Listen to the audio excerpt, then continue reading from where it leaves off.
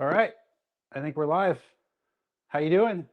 I'm doing good, man. I keep hearing everybody's, like Yakima's had freezing temperatures, and I was talking to your dad yesterday. Said we might get snow next week, but we've had the longest, most beautiful, glorious Indian summer out here. It's just absolutely gorgeous. I've got to get because of that. I've delayed some stuff. I need to get out and get my sweet potato and my purple potato harvest in.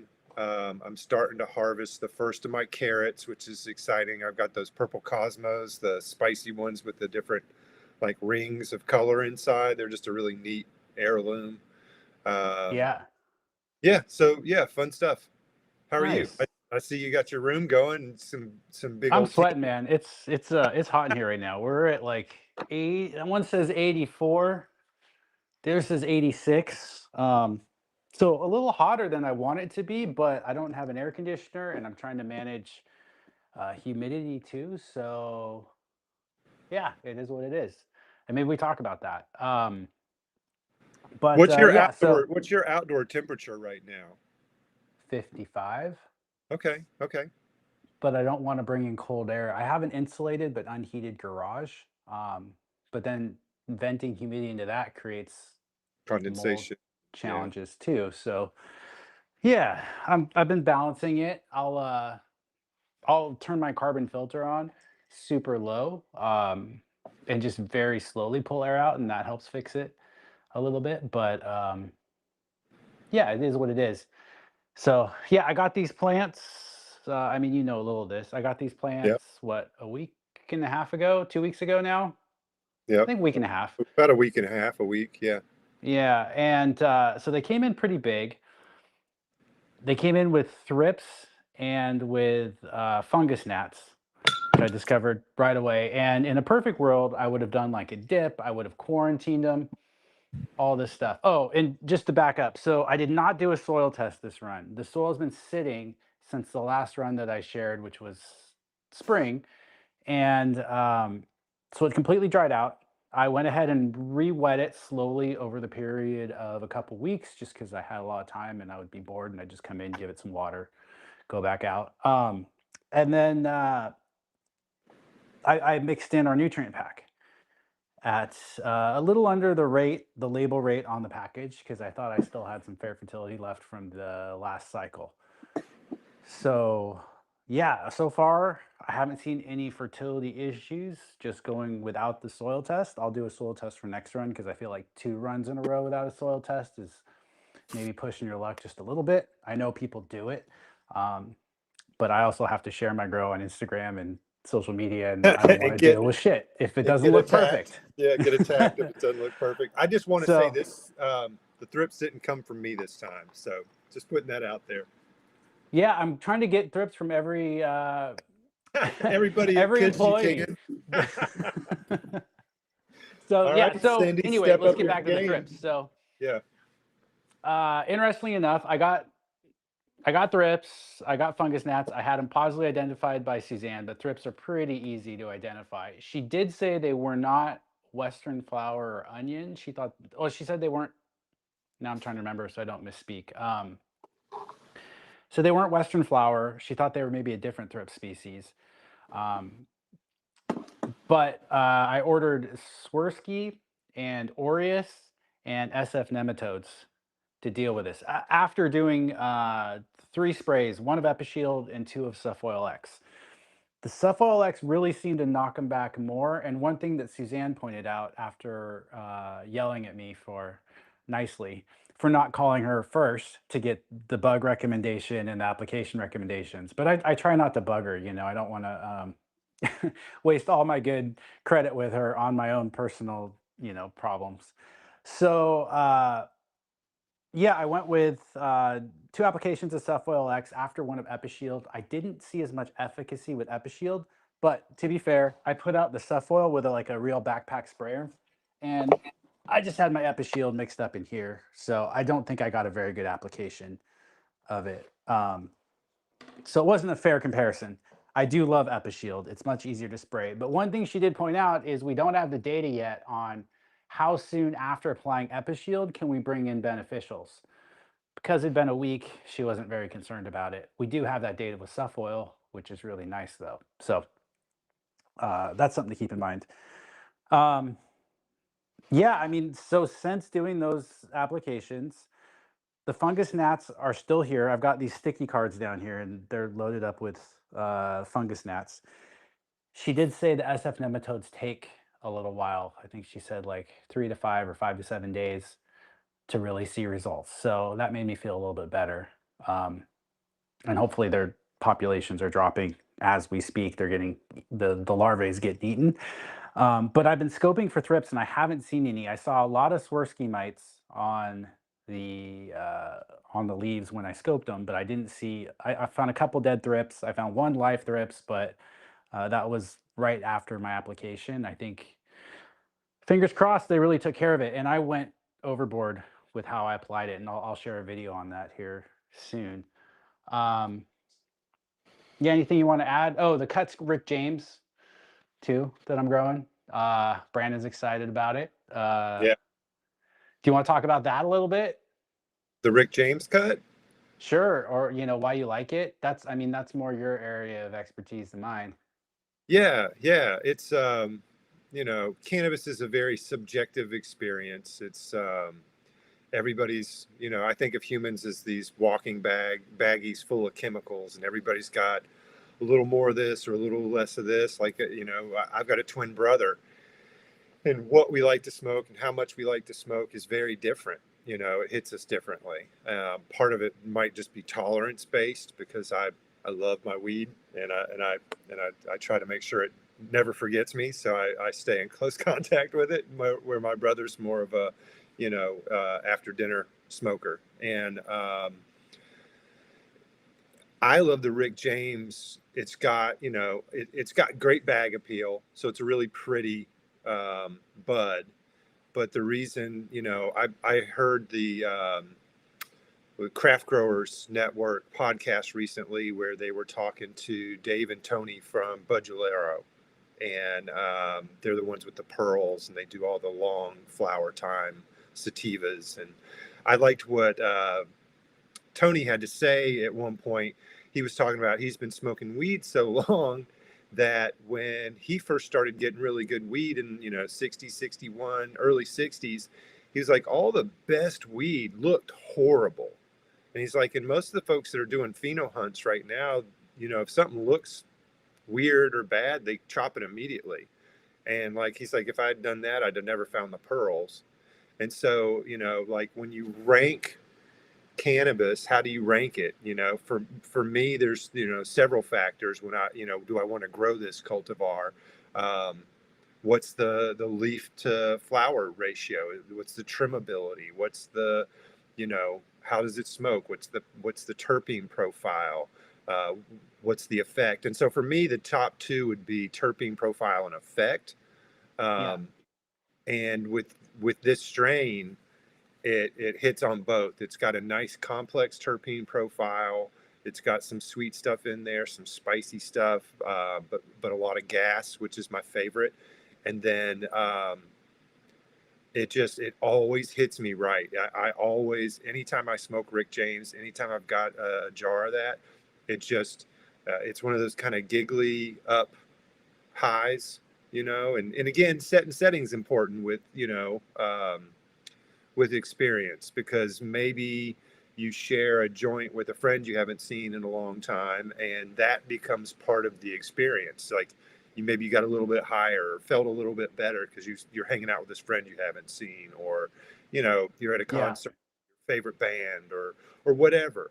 And so I try to keep that in mind, and I've called myself out on that before. The Super Silver Haze sour diesel that we've got. Um, it's wonderful cannabis, and it's a keeper. But when I smoke it, I don't get as high as I initially did, and I think that's just because I was around a bunch of really nice people and having a really good time, you know. hmm, yeah. And so I think that's part of it. But I love the Rick James. It gets me blazed. It gets me laughing. It's not like a eat the paint off the walls and couch lock kind of vibe. I'm somebody that likes to do stuff, and I've got a lot of stuff to do, so I don't like couch lock type of herb. I like, Yeah, mobile that makes mobile sense. sativas. Yeah, I've been consuming more lately, but I tend to like um, edibles more personally. My wife and I smoked a pre roll. Ugh, it wasn't very good. The other day, just because I'd I'd given away all my weed, um, and so I asked my wife to just stop by the dispensary, and she picked up like the worst pre rolls. But I will say, for me, I don't like it. Doesn't feel good in my lungs. Like I just with all the cycling that I do and stuff, like I'm more focused on my VO2 max than I am on like Right, trying to right. smoke. But that being Ed said, Ed Rosenthal says that if we hadn't had prohibition, he thinks that we'd all be just doing edibles. He's like, hmm, smoking, which is, nobody thinks that smoking's good for you, yeah. but he was saying that, that's a side effect of prohibition, and I'm inclined to agree. I think that if we had, I personally, like I prefer to smoke a joint over hit my volcano because I like that mouth particulate feel. There's a whole Yeah. science to that in tobacco, that like they can make cigarette filters that would eliminate way more of the tar and everything, but smokers demand that mouth feel, that particulate. So one thing that Jeremy Plum talked about, because I just went back and re-listened to that podcast with him. I'm trying to get him back on, but that guy's so hard to pin down. He's in Mhm. Colombia right now doing amazing stuff. Uh, One of the things he talked about is, like you said, the sensory effect in terms of your experience, your feelings. Cannabis is in general going to heighten that. So if you're in a good mood, it can make you in a better mood. If you're in a bad mood, it could potentially make you in a worse mood. So you have to keep in mind what your mental state is when you're consuming. But then he said titration or dosage is the next biggest factor when it comes to effect. So yes, all of these, strains have different effects. How we consume it, whether we eat it, smoke it, vape it, whatever, is going to have a different effect. But ultimately, how much Duration. THC we're consuming is going to have the biggest effect on how it impacts us. And I Well, think and that's that something we forget sometimes. well, and an edible is nice because an edible lasts longer than Hmm. smoking a bowl does. Like I could maybe, like I kind of overdid it a little bit on that flight back from Montana. I hate to fly, and so some very kind people at in Montana helped me out with that, and I ate a ridiculous amount of THC. Um, my stress levels are so high getting onto a plane that if I had eaten that and just been sitting around the house, I'd have probably been sick. But getting Oh, on a plane, really? I'm still functional because my cortisol levels are through the roof, and so Yeah, you were dosing by the hundreds of milligrams. Like I was blown away because I'm like anything over 5 milligrams, and I definitely am a little impaired. So we have very different tolerance levels. yeah, yeah. Well, and Anyway, each their own. yeah. Everybody, you know. Um, levels that are that high really help me with a lot of my physical. Uh, I've broken my back. I've broken most of the bones in my body. I've got all kinds of issues, and doses that high, I can sleep like a baby. Nice. All right, I want to get into these questions. There's a few Awesome. starting to show up here. You and I have just been kind of Hey, Brian made it from Minneapolis. riffing I just here. got to give him a shout out. Organic Trichome. He's always hanging drywall or doing something this time of day. So good to see you, bro. Hey, that's brutal work. I have mad respect for anyone that does anything around drywall because I'm terrible at it. Well, and Tad and I hung the drywall for part of this room that he's in right now, and so he could Oh tell you I'm yeah. pretty bad at it too. I guess I could show you. We made this there wasn't a wall right here. This wall and door did not exist. So we put in to create this room.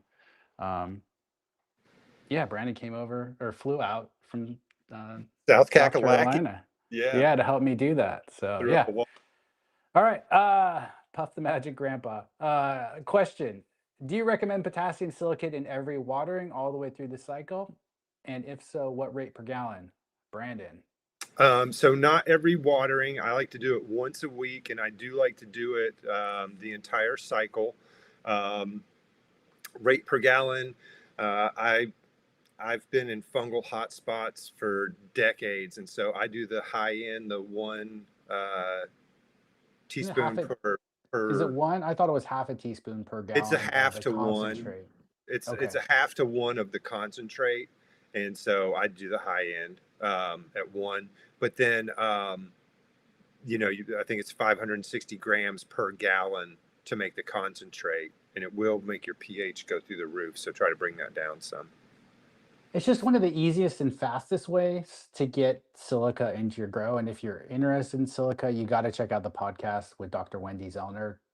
It's the only podcast I've listened to 4 times. It's great.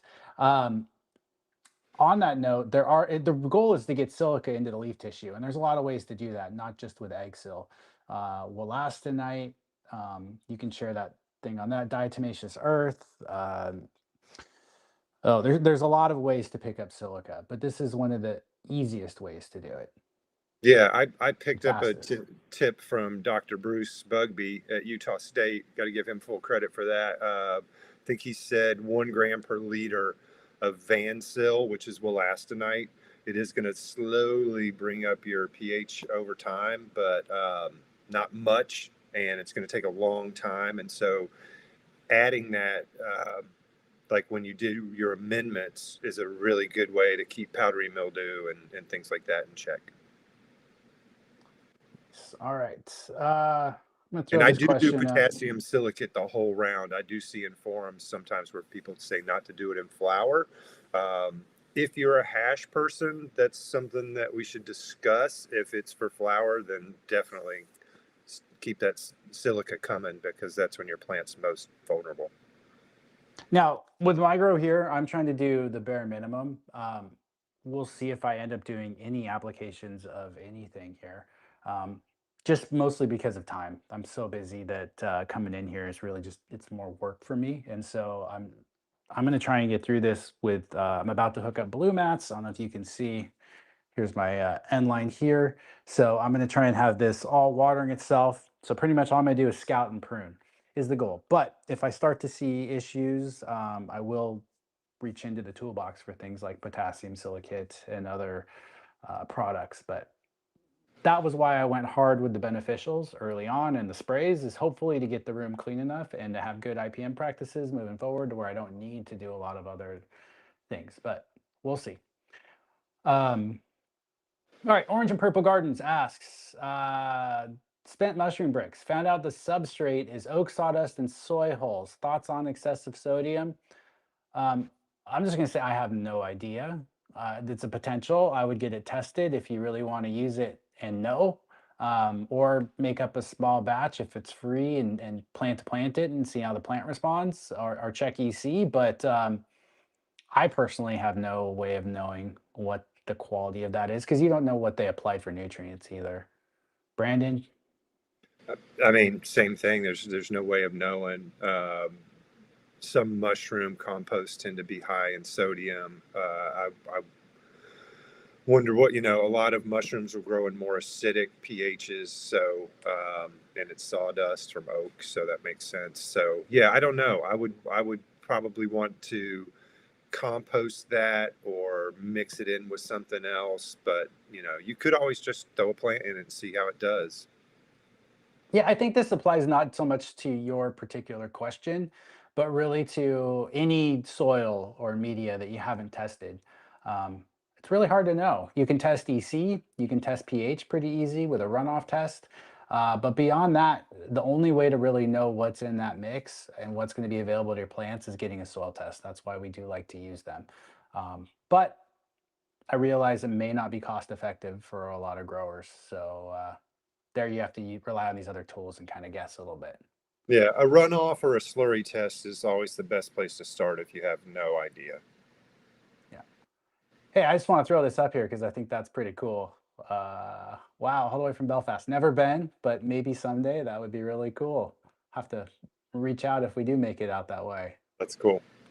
All right. 2x4 living soil bed in a 4x4 tent, two different cultivars, week 8 in flower, and getting a bunch of new white hairs popping up. Can this be too much CO2 from the bed? Brandon would probably think that's a possibility. I would say heat might also be a consideration. I don't know. What do you think? When I see new white hairs popping up on otherwise buds that are otherwise finishing, yeah, it's almost always CO2 at night. So, we always preach to folks, turn the CO2 off the last couple of weeks, because that, if you keep CO2 up, that will delay senescence. And so we also see with high CO2 values at night, not being vented, that you'll get these flushes of new white pistils. I wonder if there's another gas or something in the air that we're not accounting for or aware of that might be contributing. It's just the So, only reason I'm so confident about CO2 is that we already use that in traditional ag to move that one way or the other. I need to learn more about it. It's on my list. I have a page up of all these links to CO2 in relation to nighttime. I just haven't had a chance to read through. So, yeah. But no, I appreciate that. How does gypsum work? Jeff wants to know. Um, I can take Sure. this. It's calcium sulfate is essentially what gypsum is. It has a very neutral pH because the calcium positive, gypsum negative, they kind of cross cancel. Your plant needs sufficient high, relatively high levels of both of those. It's not terribly soluble, so it's going to break down at a rate that's fairly comparable with what your plant needs. Um, so that's why we use it. It's one of the to me, it's like every time I make a soil, I'm going to use gypsum. Um, Anytime I re-amend, I'm probably going to add gypsum. It's one of the safest and easiest to use, most beneficial, and like super cheap amendments, and pretty clean too. The brand that I really like, we just got heavy metal testing on, is Terra Alba. We have that in stock right now. Diamond K was what we carried before, still really low in heavy metals. The Terra Alba is actually food grade and even lower, but we're talking parts per million here. It's a pretty small discrepancy. So don't, like, if Diamond K is available locally, don't feel like you have to go buy Terra Alba. But I am excited that we have an even cleaner one for our mix. Yeah, I love gypsum. It's my favorite calcium source, and it's next to impossible to over. Don't try, but it's hard to over apply, because once it hits that solution product limit, it's just going to precipitate back out. Steve Solomon was saying he thought you could probably grow in granulated gypsum directly, just because of that solubility factor, which I wouldn't suggest trying, but I Right, thought that was right. a good Create extreme some other case. issues. Yeah. All right, Esteban asks, what would you recommend to be the best way to re-amend used soil? I have a 57-gallon storage bin full of soil. Well, first off, with your storage bin, I'd want to make sure there were holes drilled into it and you have the lid off with maybe a burlap sack on top so insects aren't coming in or something, but you're still getting good airflow. That's the most important thing for your soil. Treat it like it's alive. Make sure it can breathe. If you open that bin and it's all stinky, that tells me that there was not enough oxygen in there. You're going to want to mix it up, add oxygen, and kind of revitalize it. It's not garbage, but the soil is going to take some time to recover. All right, how Add would some you? trichoderma too, if you're worried in the slightest that it's gone anaerobic. Get some trichoderma in there just to Yeah, protect. that's good advice. And that's a product like Root Shield, for example, which we are able to source. It is expensive, but it works really, really well. We now carry all the Bioworks products. We just announced it, I think officially this week, but we've been kind of Yep. telling people. So if you're looking for any Bioworks products, we have some new, really good commercial IPM solutions that I'm pretty excited about. All right. Anyway, back to your question, Brandon. How would you re-amend 57 gallons? So what is that? A little over half a yard of, quarter yard of soil. Quarter yard. Yeah. Yeah. So there's a couple different ways I would move forward with this. First, what Tad said, you want to make sure that the soil smells good, that it's not got any anaerobic pockets or anything like that. If it does, you can reclaim it. You're just gonna, dump it out on the tarp, rake it, something so that it gets a lot of exposure to air, so that you can get oxygen back into your soil. And then if this is soil that's been used before, You could use a complete organic fertilizer. You know, we have the KiS nutrient pack that you can put in 1 cup for every 10 gallons of soil to re-amend. The other path is you could do a soil test where you would take, you know, you'd mix that soil up as homogeneously as you can, and then you'd take 2 cups of commingled samples. You might take, you know, 5, 6, 8 samples, and, you know, 2 cups total of that would go through us to Logan Labs, and then we could give you a specific recommendation for how to get back into range. And then something on those lines that I was talking to somebody earlier today is, you know, when we provide analysis for folks, we're providing guardrails. And some folks are over here with the 4-speed Nissan Sentra. Some folks are running rocket ships. And so it could take a couple of rounds to, you know, if you keep landing low, I'm like, okay, this person has a rocket ship. And so I'm going to tweak your targets. So, you know, we'd like to work closely with folks. And it does take us a couple of rounds to figure out what kind of, you know, from remotely, from not ever being in your facility or your home grow or whatever, it takes us a couple of rounds to learn your removal rates. Yeah, the only thing I would add is if you're going to add something like our nutrient pack, look at how your, well, first of all, make sure you didn't have any diseases, like your plants were clean at the end of the cycle. And assuming that, then probably okay to use the soil, reuse the soil. Uh, how did your plants finish? Were they like overly dark green? Did they fade way too much? Was it a perfect run? All those things are going to factor in how much I would use. So if I'm at a cup per 10 gallons and my plant finished overly green, I might amend at a cup per 15 or a cup per 20 gallons because I'd much rather add more nutrients mid-cycle than feel like I over amended because it's you can't really flush at that point or remove nutrients. Um, so just keep that in mind as you're thinking to re-amend. It's always better to re-amend low than high. And you can always get that, do that pH and EC slurry, you know, and that'll give you some direction on that as well. This got me. One of these days, I'll share some ridiculous stories on here that are very embarrassing relating to me and edibles. I feel like everyone has them. I feel like mine's pretty good. And yeah, I got this. I got this for like 20 bucks. It was on sale. This thing is phenomenal for my grow room. I freaking love it. It's like a little mechanics roller thing. And as for someone with bad knees who can't kneel, it's phenomenal. Yeah, So, yeah, I just wanted to share those two comments. Um, I all saw right. that too.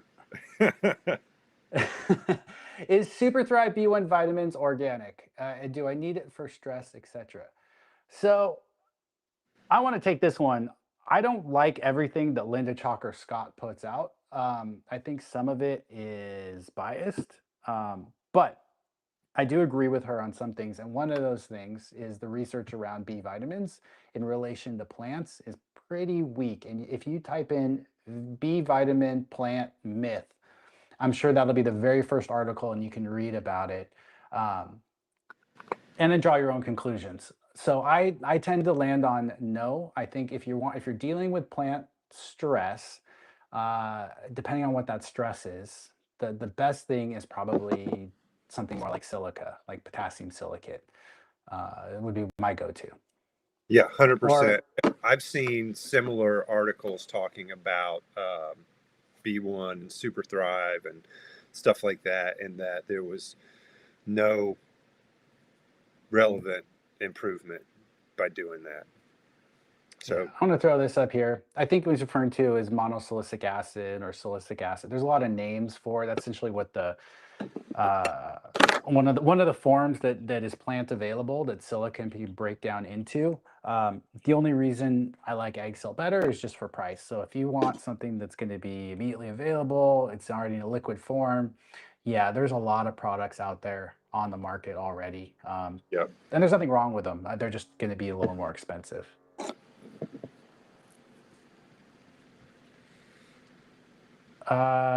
Andrew, so I was recently listening to the Robert Brown podcast. Did you guys find any more information on silicon toxicity or it being considered a heavy metal? I haven't, that's not even on my radar. No, I haven't seen Me anything either. related to that. I push Uh, silica. I, you know, I love it. can, Andrew, can you send me a link to that on through social media or email? I'd love to listen to it and learn more. But everything that I've seen from the university researchers that I work with or talk to directly, all consider high levels of silica as being purely beneficial. And productive for blocking arsenic in particular. And then, while this is relatively new in cannabis, we've been using silica in other crops for a long time. And so, not to say that the soybean and corn guys are who I want advising us on how we grow stuff, but Yeah. I think we would have heard about something on this. I mean, it's the most abundant mineral on Earth, I believe. So I don't know. Yeah. Oh, here's one for you, Brandon. Why no for hash? You had mentioned not. What were we talking Yeah. about? Was it So, silica? yes, it was silica. And so I've seen people in forums saying that you shouldn't run silica in flour, which just has never made sense to me. Um, yeah, I could see where it would make them more durable, but I've seen other folks say that it makes them too tough, and so harder to they don't wash as well because they don't break off as easily. I'm not a hash guy, so I don't know, but that's the conversation that I've heard from some folks I know who've been making hash for decades, and so I don't know, but always willing to learn and be wrong. So I think it's interesting. But for me, I do it the whole time. I don't want fungus.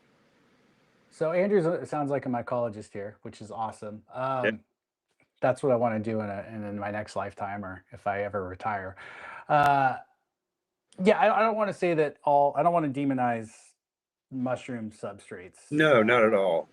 So if that came across as wrong, so and to be clear, not all mushroom substrates are the same. I've just seen some commercially available ones that were not optimal composts for growing cannabis or growing plants. So I think the comment just goes across the board for substrates in general. Just ask for a chemical analysis at the very least, get it tested, so you know what you're adding to your garden, and that stands for anything. It's not Yeah. unique to mushrooms or mushroom Throw one substrates. throw one plant in the pot and see how it does. Is it worth flushing and re-amending at 375 ppm of chlorides? Yeah, that's well above our threshold. You may still get a crop, but your plant's probably going to be stressed. Just osmotic pressure in the roots can be harder for it to take up nutrients, harder for it to access water, just because your EC is going to be higher. So you wouldn't be able to run nutrients. If this is a half-baked thought as we're sitting here, if I had soil that was super high in chlorides, I would probably feed it mineral salts very, very lightly to try to keep my EC as low as I can while still getting through the cycle. But honestly, like that's just such a high level of chlorides. I think you're going to struggle. Ideally, you would flush and re-amend the next cycle, knowing testing your water and testing your inputs to know you're not, just doubling down on a bad situation. Yeah, and this number has moved for me. Uh, yeah, you're sideways now. This I number's didn't, I moved didn't for do me. anything. I used to say 300 is where I would want to flush. Yeah, you're going upside down now. Yeah, what are you puffing on over there, Tad? We need some of that in the chat. um, I don't know. My yeah, iPad just freaked out here. I'm trying to fix it. Keep going. but yeah, so like that, I would have started at like 300. Saying just because of osmotic stress and things like that.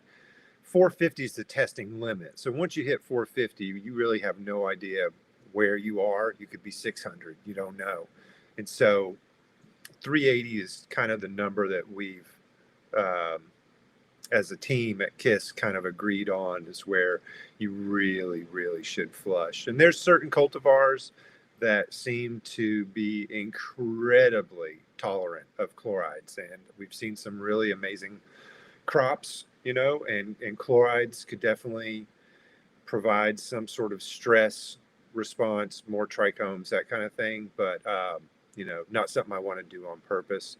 If I got a soil test back and it said 375, I would go ahead and flush it and probably just apply something like a complete organic fertilizer, like the nutrient pack, and just move forward.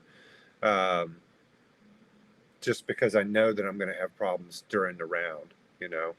And that's another good reason why I like to test fairly frequently, even at home, is, obviously I'm trying to farm as much data as I can, but if you see your chlorides start off at 200 and 6 rounds later they're at 300, you've probably got really good water. Now, if it jumps up really fast, then you probably want to get a water test and see what's going on there. Because that's something that hamstrings me out here. I live in paradise, but I live on an island in the ocean. And so I've got salty water. Um, so I eventually got tired of flushing and installed a RO system that can handle that room. All right. Speaking of water here, just working down the list, Ross says irrigation from different municipalities' wells with different ppm TDS causes health issues in the plant, thus the ability to allow drybacks further or having to keep soil moisture even. I'm not sure I understand the question. It's, I mean, uh, different municipalities and wells, they can fluctuate throughout the year. Like I yeah, know the water that I'm on is a blend of different aquifers. I tested it once. I check the annual test every year, but it doesn't have all the information I want. If I really wanted to dial things in, I would get it tested more, periodically, and it's not a terribly expensive test, but yeah, I'm kind of just rolling the dice on it too. Yeah, if somebody's setting up a facility, I usually encourage them to test their water at least twice, once during the dry season, once during the wet season, and then talk to your local provider, because there are a lot of folks that they're getting their water from a municipality, but it's coming from some sort of well, some sort of aquifer, and a lot of times they'll skip around during the year, and so you might have completely different water in the spring versus the fall, and Yeah. so you just want to talk to your water provider and ask them those questions. And you can always test the EC of your water, see if Yeah. it's changing. That's pretty easy to do.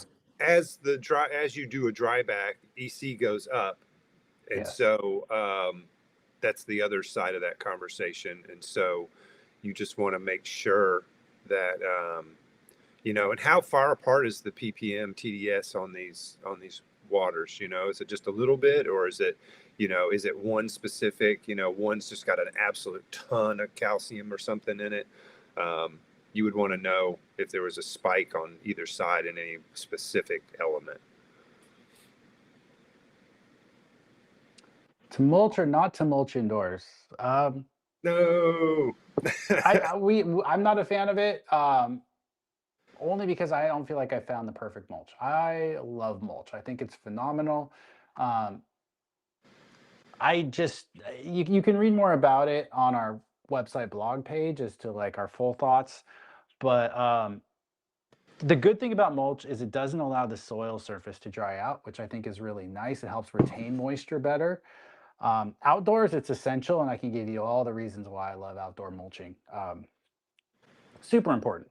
Indoors, we don't have the same level of erosion. We don't have the same level of moisture loss. We're capturing a lot of that, and we have the ability to regulate our water um, and humidity in a lot tighter ways without mulch.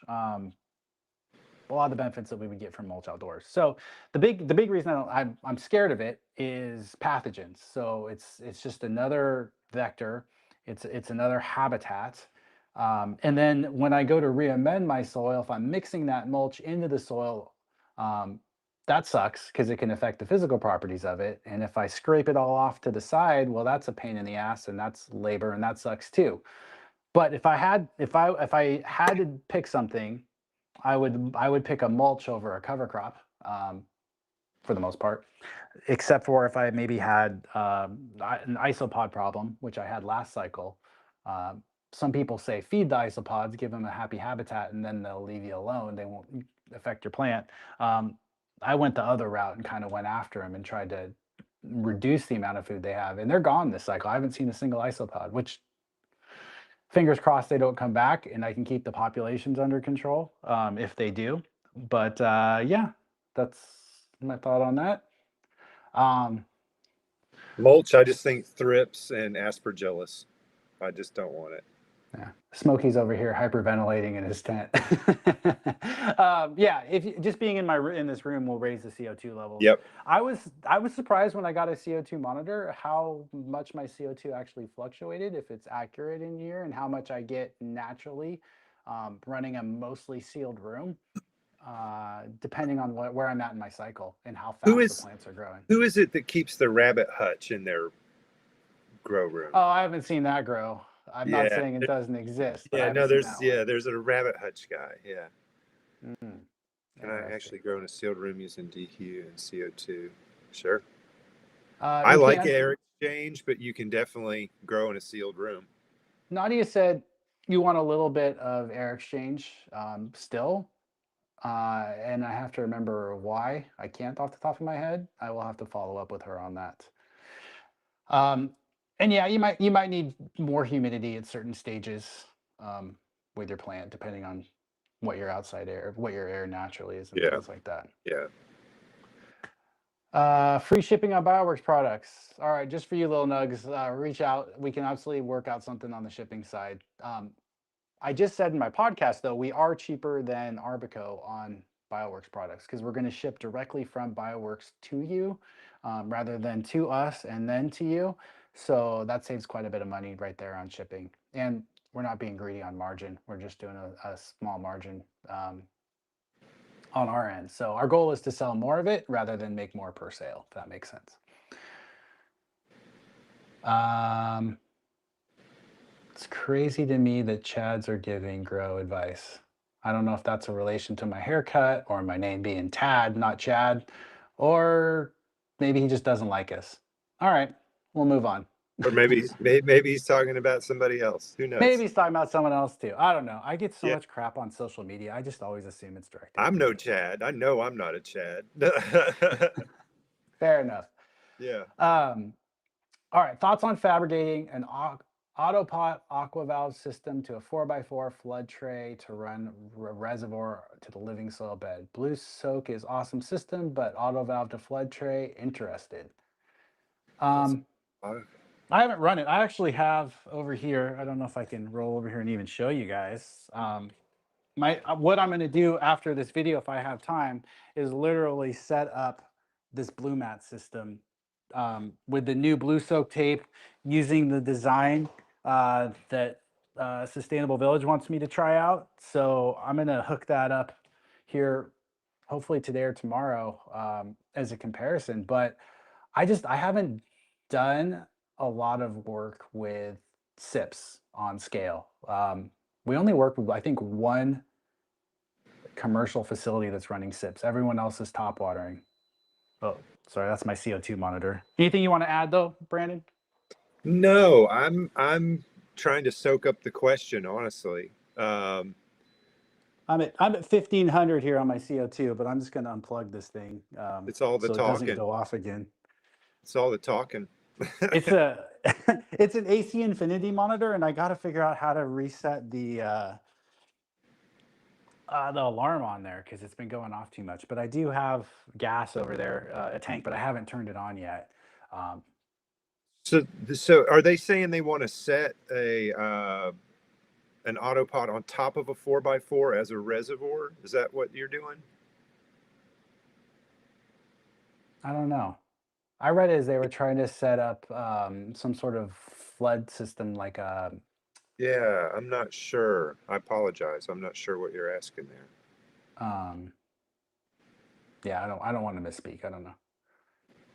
Let's see. So they're just talking about BPD. Just want to mention a resource. Dr. Greenhouse has an app. You know what? I got my phone here. Let's see. I got a new phone, but have I not downloaded it? I haven't downloaded it onto my new phone. Anyway, if you go to the App Store, Dr. Greenhouse VPD chart, you can pull it right up on your phone. It's super basic. It's free. Great resource. Or you can go to the Dr. Greenhouse website, and there's a VPD chart on there too. So,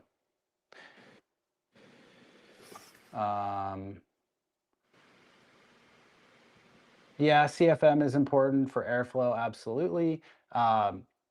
You can get an aerometer to measure that. They're pretty cheap on Amazon. I haven't done that yet. I believe you want to be right around a meter per second if I'm off the top of my head. Yeah, sorry, I'm just catching up here, guys. Let's see. That's cool. Glad to hear people are growing peppers and tomatoes. Spencer, I too am growing peppers and tomatoes. Well, no peppers this year, but a ton of tomatoes in our outdoor garden. I'm just shutting that down right now. But there's some videos on Instagram and I think on YouTube of my garden too. If people are interested in see that. Yeah, out here at KiS Soil. No, we don't. KiS Organics and Brandon Rust. Okay. It's KiS Organics and Brandon Rust. I know those are autocorrects because I know Little Nugs knows all of our names. We don't work directly with Brandon Rust. I'm very familiar with Brandon. We have a perfectly fine relationship. We have slightly different philosophies on things, but that's okay. As you guys know, a lot of us have different philosophies on things, and we all share them on here. So, yeah. That being said, we don't work directly together, but I'm quite familiar with his products and who he is as a company, and I don't have anything to say really good or bad. He seems like a smart dude. All right. When I came in, you guys were talking about silica and not using it in flour for hash. Can you expand, please? I think we already covered that. Kelp for Less has their silicon dioxide. Please help me figure out which silica will uptake the best. There's also Montana Grow also. Please break this down. From It's What. I'll take this one. So there's three main forms of silica. There's quartz, which is essentially crystalline, which is silicon dioxide. There's biogenic, which is plant-based sources when you get your silica from things like rice hulls, bamboo, stuff like that, or horsetail, or there is amorphous forms of silica. That's your monosilicic acid and things like that. And I kind of listed them in backwards in terms of silica availability. Silicon dioxide is one of the least available forms of silica. In terms of availability, Montana Grow, I called those guys asking them about this because I see people promoting it for silica, and they weren't able to give me any idea of what sort of time frame that silica would become plant available. Because it's literally sand. It's silica sand. It's quartz, and it takes weathering and microbes and water and time for that to break down and become available. My understanding of it, from talking to Dr. Wendy Zellner, and again, I could be wrong, is it's more of a period of weeks to months to years than a period of days to weeks. So for me, that's not a terribly viable solution unless I just want to throw some in early on when I'm first mixing soil and hope that at some point down the road, I'm going to get free silica. Nothing wrong with that, other than if those products also contain heavy metals, I may be also getting heavy metals with that too. So, yeah, check out the podcast with Dr. Wendy Zellner. She really covers this so much better than I ever could.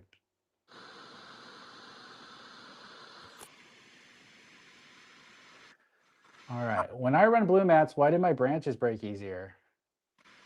Because the blue mats gave your plants HLVD. I have no idea. Brandon, do you have any thoughts on this? Maybe they're watering less or way more than you do when you hand water, and it's a setting that the blue mats are on might be off. I've never seen that, so I don't know. Did you get a substantially better harvest? Were your branches just heavier? That's valid. Good I don't know. question. Yeah, I don't know. Could be a lot of things. There's rarely, as much as humans like to quantify things, um, and that's all in the pursuit of understanding systems of whether it's human health or plants or whatever. Um, and while we can usually find these, one-to-one relationships of, not enough nitrogen, this is going to happen, but there's other layers to it, and there's almost always cofactors, covariables. So it's hard to say. Yeah, watering is one of the biggest and most underappreciated aspects of cultivation, though. in terms of nutrient availability and plant stress and plant health. Yeah, I mean, I think that's a valid question. So it could be related to hydrology, but it may not be for the reasons that you think. I don't know. We'd have to know more information. Uh, New York Complete Organic Fertilizer Green, Sea of, NYCOF Green. sea of green. Oh, okay. There you go. Can I reuse my outdoor living soil pots if the plant was harvested that was harvested had some bud rot, so botrytis? Would hate to waste any soils over worried the spores survive in there. Um, I don't remember off the top of my head, Brandon, what the life cycle of botrytis is. I know the spores are everywhere, and I know they're fairly resilient. I don't know if they overwinter or how long they survive in soils off the top of my head. I would be willing to bet money I don't have that you, me, and every single person in the chat, if you swab their forehead, they've got botrytis on it. So it's not something you can exclude. It's in every environment. I would, if it was bud rot, if it was, botrytis, I would reuse that soil. I would proactively add lots of trichoderma to the soil, maybe some cease like Bacillus subtilis, stuff like that. Just things I normally do. I would make sure that I'm running silica with my plants the whole way through. But I would use that soil. Yeah, I like the idea of trichoderma with something like that. But the problem probably wasn't from your soil. Yeah, it's probably Now, airborne. moving outdoor soil indoors is a little more problematic. But yeah, if it's for outdoor, you probably have more botrytis around your area than in that, you know, potting soil. So I wouldn't be too concerned, I guess. Yeah. So again, water is the biggest source of chlorides. I think this was a chloride comment, so I just wanted to throw that up there. Um, Yeah, this is absolutely true. Mulch does keep the top layer of the soil moisture more Yep. consistent and less watering is then needed. But there are benefits to watering too, because watering allows for better gas exchange as we push oxygen down into the soil.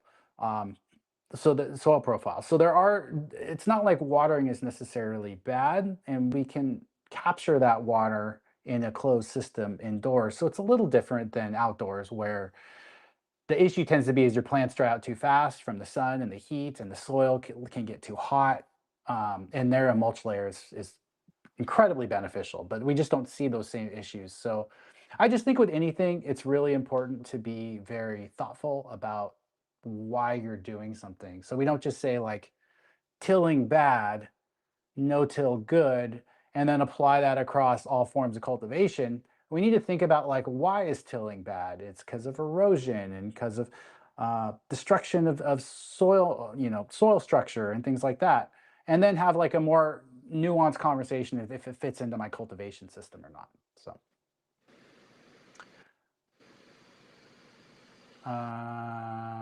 yeah, things are good. You can see my plants behind me now. I need to prune them and I need to set up some under canopy lighting. Oh, I kind of want to show you guys that since I haven't done a video on it yet and they just arrived. I was showing Brandon. Oh, here is what I'm going to be installing this next cycle. This is the BIOS under canopy light. Fluence makes them as well. I know other companies do too, but those are the two we work with. But these things are massive. And the research I learned at PhotoX was basically that under canopy lighting, well, so the biggest thing is like, and I think I talked about this last time, is 1% more light equals 1% more yield. So if we up our light intensity, we're going to increase our yield. Um, but because I'm limited on electricity, I can't just throw in, 20% more light to try and get 20% more yield. What I'm going to do is the other benefit of under canopy lighting, according to the research, is larger and more consistent bud formation, especially on your lower. So if I can get more A quality buds for the same wattage, so what I'm going to do is I'm going to do a side by side, and I'm going to hit. Let's say I'm targeting 1,000 ppfd. I may do one light, top light at 1,000 ppfd, and then this other light, if I install it on this one here, I'll do. I think this one puts out 200 or 300 ppfd, so I'll do 600 to 700 ppfd top light, and then the supplemental light. So my both plants will be getting approximately the same amount of light intensity. So they'll have the same DLI, but some will be getting it from the top and bottom, and some will be getting it just from the top. And I want to compare that and share the results with you guys. So that's what I'm working on. I'm excited about that. All right, let's see. I don't even know what some of these comments are about, so I'm just going to skip over it. I'm missing some of the conversation. Here we go. All right, when running CO2, should I keep my tent closed or keep open every day when lights are on? Brandon, you want to answer that while I look for more questions? Yeah, I mean, if you're running CO2 in a tent, I would keep it closed. Just otherwise, I'm assuming you're running it with a sniffer and you've got a cutoff valve that's set for 1200 or 1000 or whatever. Make sure you've got enough par to take care of it, or to make it worth your time to run that gas.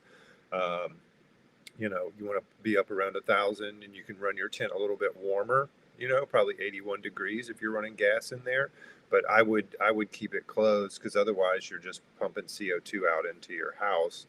It has to get pretty high before it's negatively. Yeah, you're just wasting money though. Yeah, you're I just think. wasting money. Yeah. So yeah, if you're not running a sealed or mostly sealed room, don't bother with CO2. And because in general, when you want the CO2 is when the lights are on too. Yeah. We're not trying to get high level CO2 when it's dark out. So yeah, I would say if you're in a tent, it's a lot harder to run CO2. Probably just better to run continuous airflow to make sure you're at least maintaining ambient CO2 levels in there. All right, I'm gonna throw up a little Nugs comment just because there's something I want to just add to it. So you said during training the plants seem to be less flexible. And this is something I just did wrong. I should have done differently. As I'm talking about this now, is if I'm gonna train my plants, I just added this scrog yesterday, and the plants are already responding to that.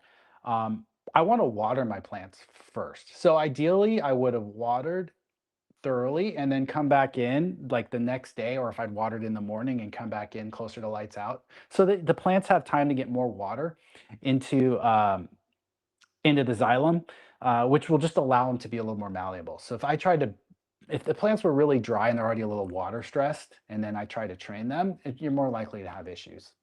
So,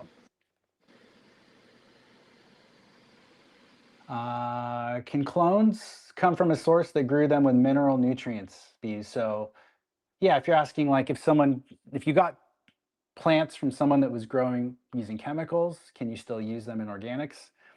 Absolutely. Yeah. Yeah, a lot of large facilities will do their veg as salt, because they can keep it in a much smaller area, and then move them over to the flower room, which is organic. I'm just throwing this up here because it's an opinion, opinion from one of the commenters. J5 here says using silicate in flower can give your herb a weird feel. So it could affect, I think, the structure of your plant, in that you have a thicker stalk, maybe a thicker cuticle on the leaf surface. So I guess that's possible This is the a little most. bit. This is the comment that I hear the most, is that it gives it a weird physical texture. I've personally not noticed it, but that doesn't mean anything. I use a good amount of silica, but you know, let's see after I do this Vansil Welastanite application if I start noticing something strange. When to turn on under canopy lights? I'm in week 3 of flower. First day I got 100-watt under canopy lights, which I can't dim, and 400 watt LEDs from the top. Good question. I'm probably going to turn mine on pretty soon here, pretty early in flower. I'll reach out to the manufacturer, but everything I understand is we can start using them right away. The plants can use the light. The only thing I'm a little worried about is these come with a stand that is, I was showing Brandon, the stand makes them like this high. So the light would be intercanopy, which the research on intercanopy lighting, interestingly enough, is not as good in terms of the results as under canopy lighting. So I don't know if I can put this light directly on the soil, or there's a way to just raise it up a little bit on the soil, but that's something that I haven't figured out yet. So yeah. Let's see. How much CO2 is released from living soil? A ton. The microbes are respirating constantly. And then in dark side, you're also getting CO2 from the plants. So you can end up with a lot of CO2 at night. Yeah. Close to 4,000 is pretty easy to get to. All right, I think I caught up through the majority of the questions. There was something about salicylic acid. I wasn't sure if they were talking about silicic acid. Um, Salicylic acid is a rooting hormone. You can use it for cloning. I don't know of a lot of plant benefit outside of that cloning aspect, but there may be others. Yeah, not that I'm aware of. I just haven't done a ton of research on it, to be honest. So, yeah. Wow, I feel like we timed that perfectly. We made it an hour, answered all the questions, had some good conversation going on in chat, and yeah, nice. Yeah, room's looking So good, man. here, let's do a quick little. Let me see if I can do this without messing everything up. I can take you guys in here a little bit. I'm going to come in here. I can't see my camera, so I hope it's lined up good. But I'm going to come in here and clean up the inside. I just started bending down these leaves yesterday to try and get a more even canopy, and I may have to do a couple topping here. But I'm leaving on the under canopy one, I'm going to leave some of these lower buds to see how they develop. And then on the other side, assuming that side's my top lighting one, I'm going to trim all that stuff off because it's not going to get good light. So that's my next project in here. Cool. And then I'm also setting up a grow sensor from the company Grow Sensor. I don't know if I have that in here yet too. So lots of fun stuff happening in the garden right now. I guess I'll get back to it. All right, signing off.